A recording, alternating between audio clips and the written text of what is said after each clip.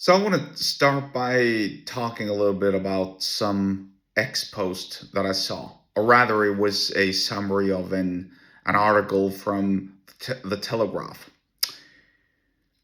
Piers Morgan, I believe, in January of this year, fell and broke his hip.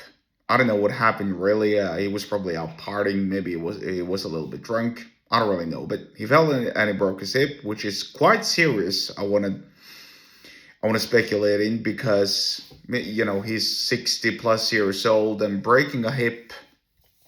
Well, it's not exactly the injury you want the most if you're in your 60s. So later on, about 2 or 3 weeks after the injury, his partner or wife, I don't know who she is really, but I think that she's a journalist, in the Telegraph wrote something along the lines of, I signed up for sickness and health, but my patience with my patient is wearing thin, or some such. Clearly, alleging that she was tired and sick of nursing Piers Morgan as he was bedridden with his injury. And here's a couple of things you need to understand about this, which so many people really didn't understand, and so many people fell for it right away.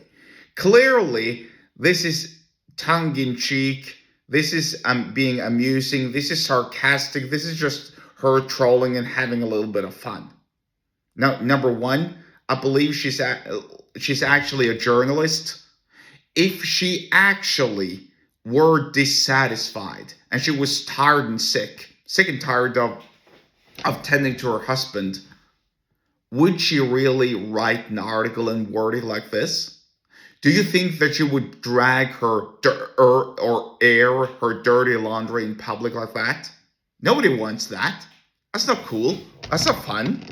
That's not what you're doing. Nobody wants to do that. And number two, if you even were to do it, why would you write like this sarcastic, half-witty, funny headline when this is quite a serious matter? It just doesn't add up. Yet, here's what I saw, and I saw multiple instances of it.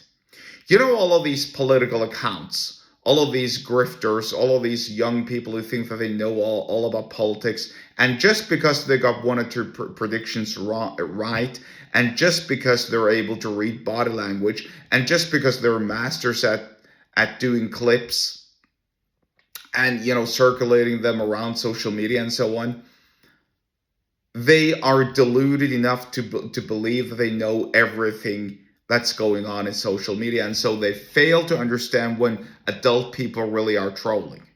I saw so many instances of people quoting the article or quoting the headline, saying something along the lines of, man, if this was my wife, I'd file for divorce right away. Oh, this is proof that Piers Morgan is X, Y, and Z, and blah, blah, blah. And oh, because of Piers Morgan's political views, he elected a horrible person to be his wife, blah, blah, blah. All those kinds of things. Now, it's worth mentioning a couple of things within this aspect as well. Number one, if you immediately start attacking someone personally, you start saying disparaging things about them, their looks, their family, their partners, and so on, then you pretty much lost all the credibility because you didn't have any valid arguments. And number two, if you don't understand when people are trolling, and if you don't understand when they're not trolling, well, then maybe you should stop commenting on politics because clearly you aren't qualified. I mean, imagine yourself sitting at the negotiation table with Xi Jinping of China, or Vladimir Putin of Russia, or the current Iranian leadership, or some such. And you don't even understand when adult people are jesting and joking, and you don't understand their ways of humor. You don't understand that, for example, in America, sarcasm and irony goes a long way. But that doesn't fly as well in the Middle East or in other cultures. If you don't understand these cultural nuances, And you don't understand that people are different.